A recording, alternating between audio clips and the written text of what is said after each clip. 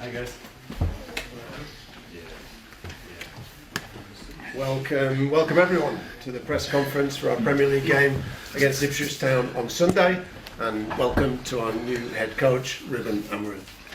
The first section is embargoed until 2 p.m. Melissa. Ruben, welcome to Manchester. You'll have had a perception of the club before joining. How does the reality differ? Is it bigger and better than you even had imagined? It's bigger. There's a lot of departments. It's so much different than Sporting. In Sporting is a big club, but it's in Portugal. You feel that it's a global club, so you have so much to do. It's not just coaching the team.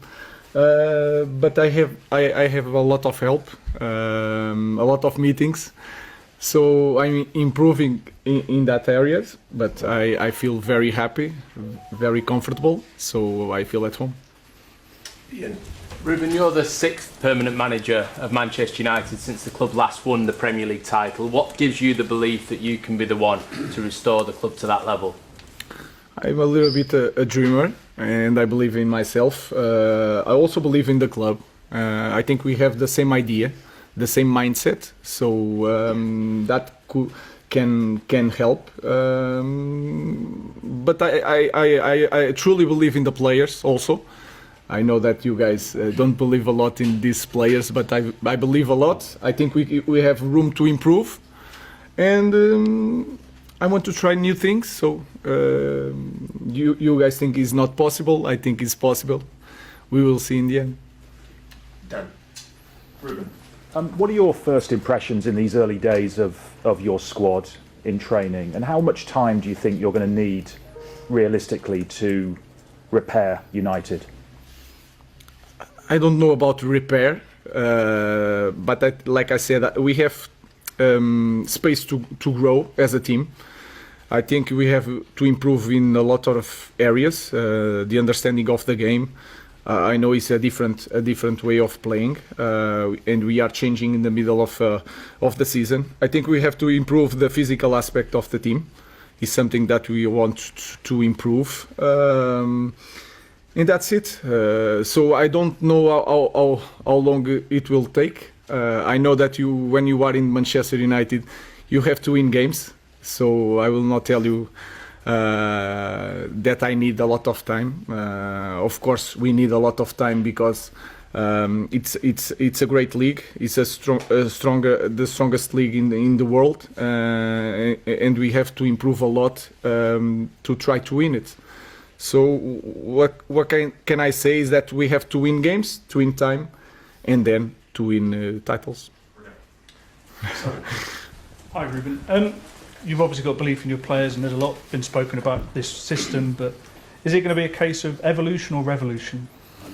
It's not revolution, because the football is not so different with the 5 players in the back, 3 players in the back, 4 players in the back. I cannot say evolution because we have to wait and see, but we will play a different type of football. We have our ideas. I'm not saying is the best ideas, but it is our way of seeing football. So it's not evolution or revolution, it's a change in the way we play football. Samuel. You famously came here 6.5 years ago and met Jose Mourinho during that internship. What are your memories of that, and have you spoken to Jose since you took the job here? He sent me a message. He told me that it's a lovely club, big club with lovely people, and that is correct. It still is. But a lot of things change. We are in a different building now. We are building a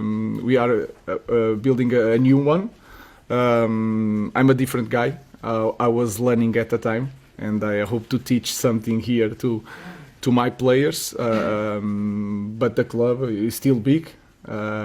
He still is the best club in England, and we want to win again. That's all. Martin. Every manager looks for quick wins, quick gains when they turn up at a club. Where do you see those coming for Manchester United? What have you seen here that you think you can make an impact straight away with? Yes, in simple things, I think. If you want to speak about the team, the way we play, I think we lose the ball too often, and we have to keep the ball. We have to be better on running back. I think that is clear for everybody. And we have to be very good in the details. Sometimes we are hoping to change a lot of things, big things. I think it's the small things. And we have to improve on that small things, the way we see football, play as a team, understanding the game in one way. That is the focus. So I can tell you, in the small things, I think I can help a lot these players. Jason. Ruben, I'm old enough to have been at Jose Mourinho's first press conference in 2004 when he joined Chelsea. Did you recall that yourself? And obviously you're a young man then. What did you make of it? And also, obviously you've asked about him already, but what was the most significant influence he's had on you as a manager? First thing, not just in me, but all the Portuguese coaches. It shows that we can be the best in the world. And this is something different in a small country. This can put a stamp on everybody. But I'm different from Mourinho. I'm a different person. But I remember that time. In that time, you look at Mourinho and you felt that he can win everywhere. It's not the same thing. He was European champion. I'm not European champion, but I'm a different guy in the different moment. Football nowadays is different, and I think I'm the right person for this moment. I think because I'm a young guy, I understand the players, so I try to use that to help my players, like Mourinho in that area did in Chelsea. If you remember, the young guys were like Lampard and this kind of players. Nowadays is so much different. So I think I'm the right guy for this moment. Ian. The recruitment at Manchester United in the last decade has been quite mixed, to say the least. It's been very much like that. Do you expect to have an influence on the players that come into this football club, or will that be left to other departments?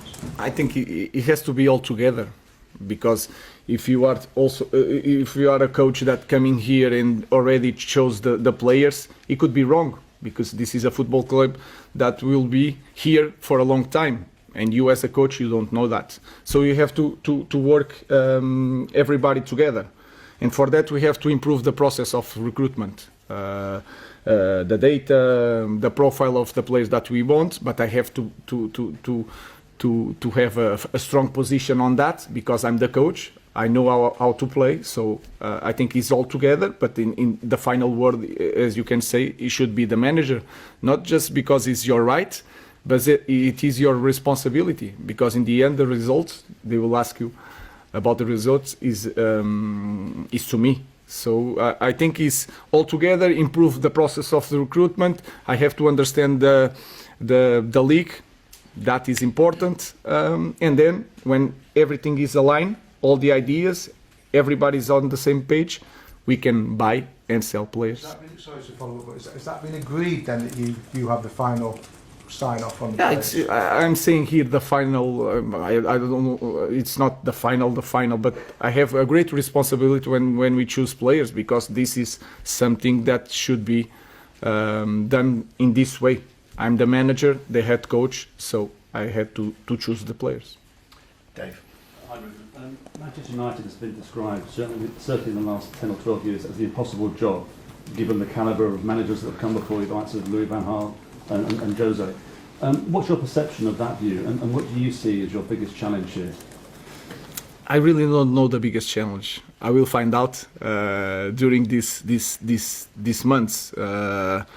You had here different type of players, coaches. So the guys that won everything, like Van Gaal and Mourinho. You have new ones, like they knew the club inside out, like Solskjaer. Then you have one of the best that there will ever be in the outside the five strongest leagues was Ten Hag. So I don't know. I think we have to improve as a club. We have to acknowledge that we are in the time that we need time, and every coach that comes here needs time, but acknowledge also that we have to win games, and that's it. So I don't have answers for that. You have different type of coaches, the same result. We will try to do it our way, Ineos' way and my way, and try to win it. But for you, it's not the impossible job. No, of course not. I believe that.